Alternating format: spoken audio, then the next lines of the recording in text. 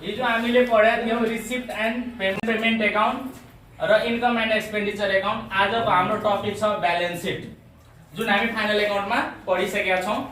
Balance sheet भनेको के हो भइ हेरौ। Balance sheet is the statement of assets and liability of an organisation at a particular date of time at point of time. भने balance sheet भनेको के हो भने एसेट्स र लायबिलिटी को समरी हो। अब यो ब्यालेन्स सिट भनेको के हुन्छ भने यो 1 वर्षको लागि अथवा 6 महिनाको लागि हुँदैन। यो at the point of time, जुन टाइममा हामी रिक्वायर गर्छौं अथवा प्रिपेयर गर्छौं भने त्यो टाइमको लागि मात्रै काम गर्छ। यो के हुन्छ, आज हामीले प्रिपेयर गर्यो भने भोलि चेन्ज हुन सक्छ। त्यही भएर यो ब्यालेन्स सिट भनेको के हुन्छ भने at the point of time, जुन टाइममा रिक्वायर गर्यो त्यो समयको लागि मात्र काम गर्दछ। भने भोलि हेर्यो भने यो ब्यालेन्स सिट चेन्ज भएको हुन्छ, किनकि यसमा जस्तै स्टक के हुन्छ थप घट भइरहन्छ, फेरि के हुन्छ क्याशको कुराहरु आउँछ, यसले के हुन्छ भने ब्यालेन्सलाई परिवर्तन गरिदिन्छ। त्यही भएर ब्यालेन्स सिट भनेको at the point of time मात्रै काम गर्छ। अर्को हामी हेरौं, balance sheet is the summary statement of assets and liability. यो भित्र के हुन्छ भने एसेट्स र लायबिलिटी मात्रै हुन्छ। त्यस्तै balance sheet is the statement not an account. Balance sheet के हो भने एउटा स्टेटमेन्ट हो, यो एकाउन्ट हैन। ब्यालेन्स सिटमा हामी टु बाई लेख्छौं, न डेबिट र क्रेडिट लेख्छौं। यो balance sheet just statement not an account. यो के हो भने एउटा स्टेटमेन्ट हो। स्टेटमेन्ट भनेको के हो, एसेट्स र लायबिलिटी को स्टेटमेन्ट भयो। यसमा हामी बीडीसीडी अथवा डीआरसीआर लेख्दैनौं। त्यस्तै it is a summary of personal account. भने ब्यालेन्स सिटमा के हुन्छ भने पर्सनल को र रियल को डेबिट र क्रेडिट ब्यालेन्सहरु कहाँ जान्छ, ब्यालेन्स सिटमा जान्छ। यसरी ब्यालेन्स सिट भनेको के भयो, summary statement of assets and liability भनेर बुझ्नु पर्यो। र ब्यालेन्स सिट के हुन्छ at the point of time को लागि मात्रै हुन्छ। यो लङ टाइम को लागि के हुन्छ प्रिपेयर गरिदैन। जुन टाइममा हामी बनाउँछौं त्यति दिनको लागि अथवा त्यो समयको लागि मात्रै के गर्छ, यसले काम गर्छ। र यो भित्र हामी पर्सनल र रियल एकाउन्टको आइटमहरुको रेकर्ड गर्छौं। Terminology use in accounting for non profit organisation. भने अब इन्कम का हेडिङहरु भित्र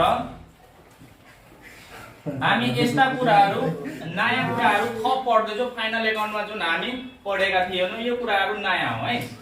अब फर्स्टमा छ सब्स्क्रिप्सन। सब्स्क्रिप्सनलाई सदस्यता शुल्क भन्छ। कुनै पनि नन प्रॉफिट अर्गनाइजेसनमा सदस्यता लिनको लागि, जस्तै रेड क्रस भयो, रेड क्रसमा सदस्यता लिनको लागि हामीले के गर्नुपर्छ भने केही शुल्क तिर्छौं। तब त्यो शुल्क भनेको रेड क्रसको लागि के हुन्छ, आम्दानी हुन्छ। त यो सब्स्क्रिप्सन भनेको एउटा सोर्सेस अफ इन्कम भयो, आम्दानीको स्रोत भयो। यसलाई हामी के गर्छौं भने इन्कमको हेडिङमा राख्छौं सब्स्क्रिप्सन भनेर। त्यस्तै नेक्स्ट छ लाइफ मेम्बरशिप फी। यो लाइफ मेम्बरशिप भनेको आजीवन सदस्यता शुल्क हो। यो सदस्यता शुल्क भनेको प्रत्येक वर्ष अथवा प्रत्येक महिना तिर्नु पर्छ भने यस्तो पनि के हुन्छ भने यो नन प्रॉफिट अर्गनाइजेसनमा के हुन्छ भने एकैचोटी एक मुष्ट, अब जति रुपैयाँ छ 5000 10000 एकैचोटी एक मुष्ट तिर्दिएपछि आजीवन भर सदस्यता बन्न सकिन्छ भने त्यस्तो हेडिङलाई हामी भन्छौं लाइफ मेम्बरशिप फी। भने एकपल्ट तिरिसकेपछि पुनः तिर्नु पर्दैन। यसलाई भन्छौं हामी लाइफ मेम्बरशिप फी। र यो भनेको के हुन्छ, लायबिलिटी हुन्छ है। अब एकचोटी हामीले तिर्दियौ पूर्ण रूपमा भने अब जीवनभर त्यो संस्थासँग के भयो, हामी आबद्ध भइहाल्छौं। भने त्यो के हुन्छ भने जबसम्म मान्छे जिउँदो हुन्छ तबसम्म के हुन्छ त्यो चलिरहन्छ अथवा एक्सपायर हुँदैन। भने त्यही भएर यसलाई हामी के मान्छौं भने लाइफ मेम्बरशिप फीलाई के मान्छौं भने लायबिलिटी। तर सदस्यता शुल्कलाई के मान्छौं हामी रेभिन्यू अथवा इन्कम हामी भन्छौं। Entrance fee. अब इन्ट्रान्स फी भनेको प्रवेश शुल्क हो। अब कुनै संस्थामा प्रवेश गर्ने बित्तिकै के हुन्छ भने इन्ट्री चार्ज अथवा इन्ट्रान्स एडमिसन गर्नुपर्ने हुन्छ। त्यो जति चार्ज हामी तिर्छौं भने त्यो संस्थाको लागि के हुन्छ, इन्कम भएर आउँछ।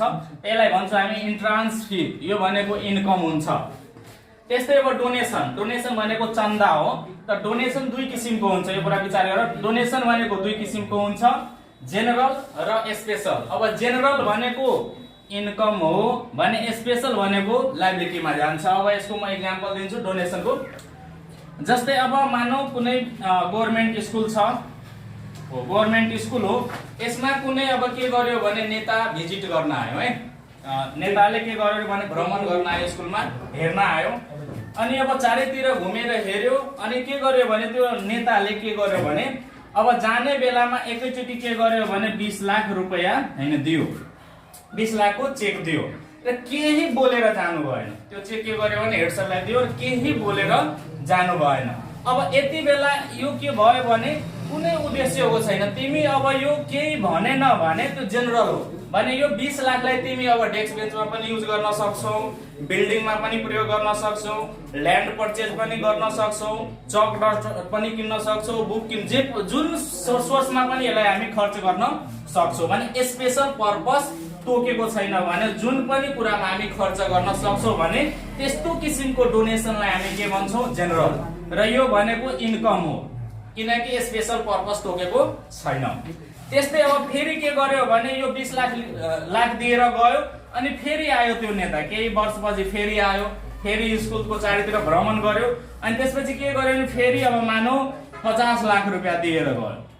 तर अब अहिले भनेको उले स्पेशल पर्पस तोक्दियो कि यो 50 लाख हैन, अब स्कुलमा भ्रमण गर्दाखेरि हेर्यो विद्यार्थी धेरै छ, बिल्डिङको अभाव छ भने उले एकैचोटी के गर्ने 50 लाख दियो अनि भने यो भनेको 50 लाख भनेको कसको लागि भयो भने बिल्डिङ, यो बिल्डिङको लागि भयो। त अब हेर त स्पेशल पर्छ, यो 50 लाख भनेको बिल्डिङमा मात्रै खर्च गर्न पाउँछ। त्यही भएर जुन पर्पस तोकेको हुन्छ भने स्पेशल तोक दियो भने अब जबसम्म बिल्डिङ बनाउँदैन भने त्यो के हुन्छ? लायबिलिटी भएर बस्छ। त्यो भनेको हुन्छ लायबिलिटी। यो 50 लाख भने के हुन्छ? लायबिलिटी भएर बस्छ। यो बिल्डिङ बनाएपछि मात्रै के हुन्छ? लायबिलिटी क्लियर हुन्छ। त्यही भएर स्पेशल डोनेसनलाई हामी कहाँ ट्रिट गर्छौं? लायबिलिटीमा है। स्पेशल डोनेसन भनेको लायबिलिटी हो, जेनरल भनेको कहाँ राख्ने? इन्कममा राख्ने। जेनरलको स्पेशल पर्पस तोकेको हुँदैन तर स्पेशलमा स्पेशल पर्पस तोकेको हुन्छ। यो रुपैयाँ भनेको बिल्डिङको लागि, यो रुपैयाँ भनेको फर्निचरको लागि। यसरी के हुन्छ नि स्पेशल ट्याक्स तोक दिन्छ भने त्यसलाई हामी स्पेशलमा राख्छौं अथवा लायबिलिटीमा राख्छौं। त्यस्तै अब अर्को छ लेगेसी। लेगेसी भनेको स्वैच्छिक दान। जस्तै अब जाँदा जाँदै हामी के गर्छौं? अनाथ आश्रममा दान गर्दिन्छौं भने यसरी के हुन्छ भने हामी स्वेच्छा रूपमा एकदम स्वैच्छिक रूपमा दान गर्छौं भने त्यसलाई हामी लेगेसी भन्छौं।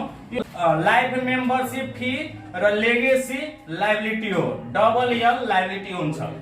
लाइफ मेम्बरशिप फी र लेगेसी इज लायबिलिटी। यसरी विचार गर्ने, यो लाइफ मेम्बरशिप फी र लेगेसी इज लायबिलिटीज, यो के हुन्छ? लायबिलिटीको रूपमा हामी यसलाई ट्रिट गर्छौं। त्यसपछि ग्रान्ट। ग्रान्ट भनेको अनुदान हो।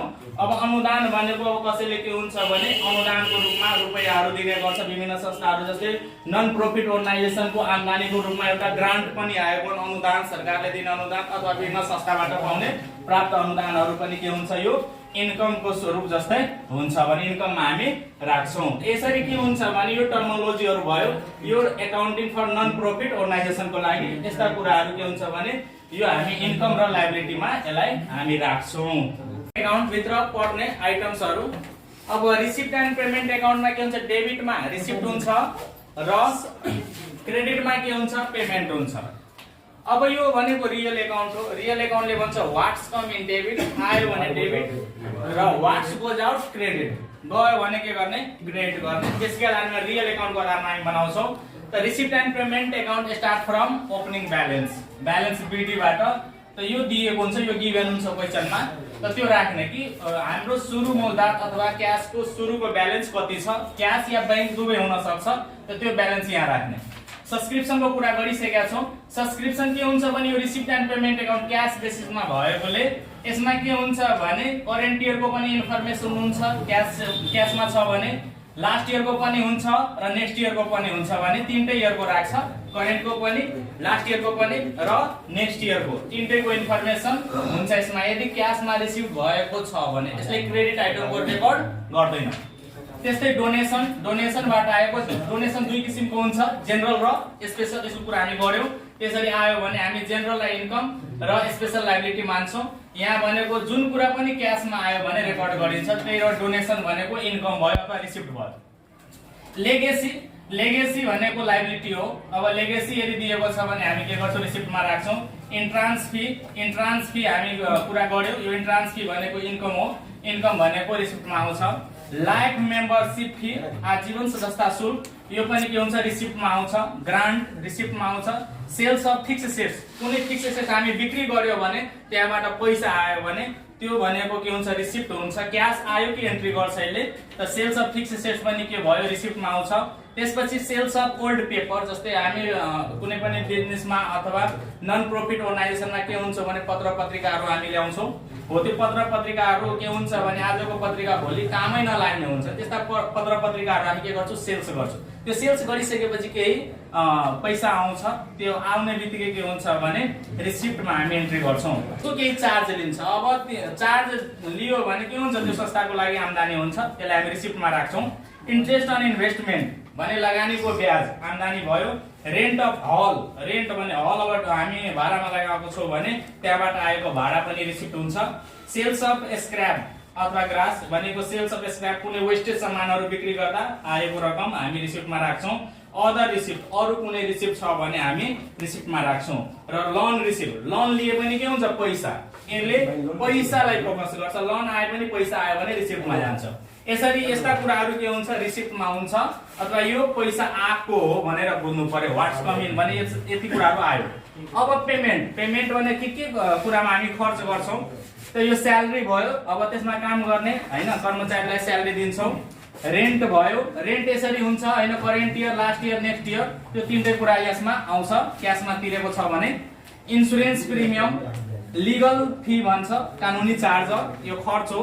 रिफ्रेसमेन्ट एन्ड इन्टरटेनमेन्ट, रिफ्रेसमेन्ट र इन्टरटेनमेन्ट भनेको अब यो हामी के गर्छौँ भने कुनै अब जस्तै हाम्रो बिजनेसमा अथवा नन प्रॉफिट अर्गनाइजेसनमा कोही भिजिट गर्न आयो भने हामी के गर्छौँ, सत्कार गर्छौँ, चिया पान त्यस्ता कुराहरू गराउँदाखेरि खर्च हुन्छ, त्यसलाई हामी यसमा राख्छौँ।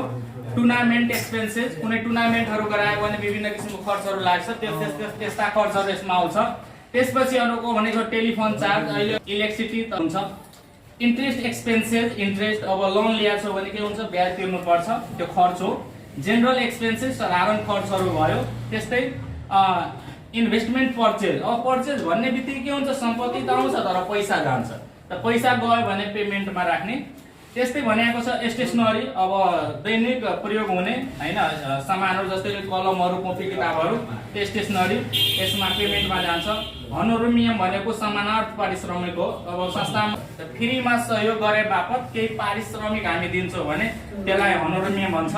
अर्को भनेको छ फिक्स एसेट्स पर्चेज, भने सम्पत्ति किन्यो भने कुनै फिक्स एसेट हामीले पर्चेज गर्यो भने के हुन्छ, सम्पत्ति आउँछ अथवा फिक्स एसेट आउँछ, पैसा जान्छ, पैसा गयो भने पेमेन्टमा हामी राख्छौँ। लोन रिपेमेन्ट, लोन यहाँ लिया थियौँ, लियो भने रिसिप्ट, पेमेन्ट गर्यो भने के हुन्छ, पेमेन्टमा जान्छ, पैसा जान्छ। र अदर क्यास पेमेन्ट, यदि अरू कुनै क्यास पेमेन्ट छ भने हामी के गर्छौँ भने पेमेन्ट साइडमा राख्छौँ। यसरी हेर्दा यता भनेको रिसिप्ट भयो, यो आयो, र यता भनेको गएको छ। तब के गर्छु भने यता हामी रिसिप्टको टोटल र पेमेन्टको टोटल के गर्छौँ, रिसिप्टको टोटल र पेमेन्टबाट हो भने हाम्रो के हुन्छ, क्लोजिङ ब्यालेन्स आउँछ। अथवा यति पैसा हामीसँग छ र यति खर्च गरिसकेपछि उब्रेको ब्यालेन्स अथवा जुन ब्यालेन्स बाँकी रहन्छ त्यसलाई हामी क्लोजिङ ब्यालेन्स अथवा क्लोजिङ क्याश अथवा बैंक ब्यालेन्स भनेर यहाँ हामी राख्छौँ। त्यही भएर हामी थ्योरीमा हेरिसकेका छौँ, receipt and payment account start from opening stock अथवा ओपनिङ ब्यालेन्स एन्ड इन्ड के हुन्छ, क्लोजिङ ब्यालेन्स अथवा क्लोजिङ क्याश ब्यालेन्स अथवा बैंक ब्यालेन्स पनि, क्याश पनि आउन सक्छ अथवा बैंक पनि आउन सक्छ। यसरी हामी रिसिप्ट एन्ड पेमेन्ट एकाउन्ट बनाउँछौँ। र रिसिप्ट एन्ड पेमेन्ट एकाउन्ट बनाइसकेपछि मात्रै हामी के गर्छौँ भने इन्कम एन्ड एक्सपेन्डिचर एकाउन्ट र ब्यालेन्स सिट बनाउँछौँ।